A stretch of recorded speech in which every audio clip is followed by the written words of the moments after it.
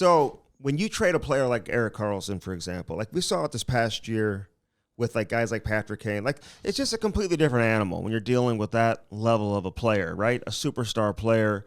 Chikrin, it took a long time, even though he's not in the same category, but still a really good player. It took forever for him to finally get dealt, and you were able to make the deal there. But when you're dealing with, regular trades versus a player of that stature, like how different is that? Well, I think it's on a trade like Erik Karlsson, you're looking at it, and the return is going to be huge. So there's a few limited teams. I think a deal like and Erik didn't want to be part of a rebuild. We got 8 pieces for him, which includes Stützle, Norris, and probably our goalie future, Matt Sogard. Great trade, by the way. You got great value amongst other pieces. So we're happy.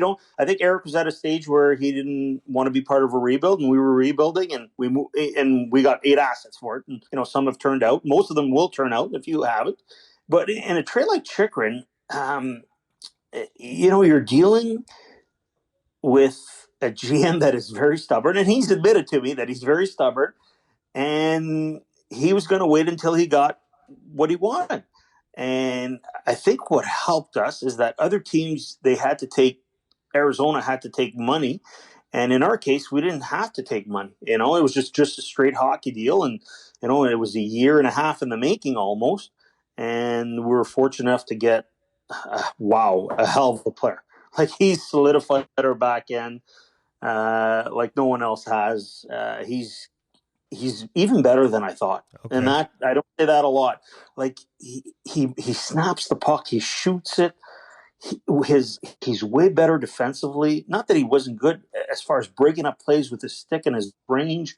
He eliminates guys off the cycle. Like, as a group, we were elated that he joined us. And, it's too bad we couldn't make the trade early in the year, because I think maybe the results would be different. And not saying we'd be Florida now, but we might have been playing in the playoffs. Hey, listen, it's not always in your control, but like when you have players like Mark Stone and you can't keep them and you got to move them, like how difficult is it to replace those guys, Pierre? Like they're like almost impossible to replace, I mean, it's a big hole when you can't keep those guys, right? No, that was a tough one. You know what? There are 2 players over my tenure that that were really tough to move, and sometimes I'm too honest and I get myself in trouble. But Mark Stone was one of them. I remember talking to my boss at the time, and that was Eugene, and I said, you know what? He wants an 8-year deal. I'll give my recommendation: give him the money that he wants. And he goes, well, what's the downside? I said, well, when you give 8-year deals at this point in their career, some of their latter years in the contract, you're not as beneficial. He goes, well, we're doing the rebuild, and that's when we're going to start to win. So those contracts are going to be more important. But I was being selfish at the point in time, and what was worse was that, like, I'm talking to 4 or 5 teams about Mark Stone, and I remember telling Eugene, the returns, we're happy with what we got, but it's not like it's not like a trade like of a Karlsson magnitude, or it's not a trade of other people where you feel you're getting good enough return. But at the end of the day, you just do what the best trade is. And, Mark, I don't think he wanted to be. I think he would have ended up staying, but I think he was happy to go to a team that probably was going to contend. Yeah. You see any Snoop Dogg sightings up there? Maybe he's cruising around, checking out the rink, hanging with the guys. Yeah, you better know. You better watch it. Are you like practicing, like listening to his music to make sure, like you gotta, like you might want to come. You gotta speak the lingo when he wants to talk to you. Yeah. All I will tell you is I have my golfing group, my buddies. The last few days, it's all been Snoop Dogg. Been playing. We always play with music, not loud, not crazy.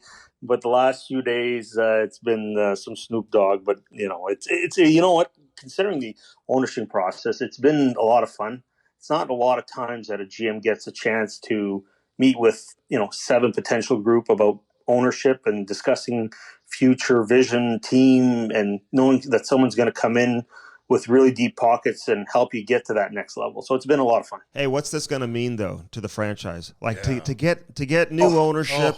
And then hopefully a new building with it. Like, what would that mean for the franchise? Oh, well, it's just going to bring, I think, for the people of Ottawa, for our fans, for the organization, it's just, it's going to be something special. You're bring stability to the franchise, but you're bringing deep pockets.